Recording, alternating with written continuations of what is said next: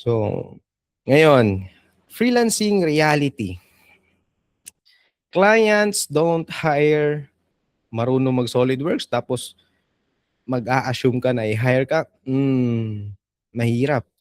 Dapat naka-package yung service mo. Hindi lang siya SolidWorks drafter. Parang problem solver yung atake mo sa paggawa ng portfolio at saka profile. So, and dapat din naka-specific yung field na papasukan mo. Before ako nag-start, maraming nagdududa na may mga clients ba talaga dyan yaw? Kasi dito sa atin, sa Pilipinas, fabrication is nag-i-exist talaga. Pero hindi siya ganun kalaking, hindi halos lahat ng city or probinsya or kahit mga capital city dito, malalaking city dito sa dito sa Pilipinas is naka yung hindi mo ma-imagine talaga na na maraming opportunity sa fabrication drawings. Yun yung gusto kong i-point out. Pero kapag na ang package mo is problem solver at tapos kahit nga experience level lang yung software, hindi na kailangan expert.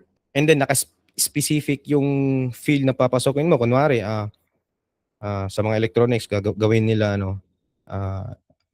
SolidWorks, experience in SolidWorks, tapos plus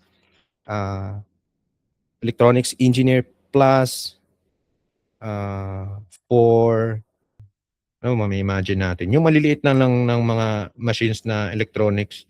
So kahit gaano ka specific pa yan, kasi yung market kung saan mo ilalatag yung portfolio at saka profile mo, worldwide kasi yung market hindi lang siya, hindi lang Asia, hindi lang Europe, hindi lang US.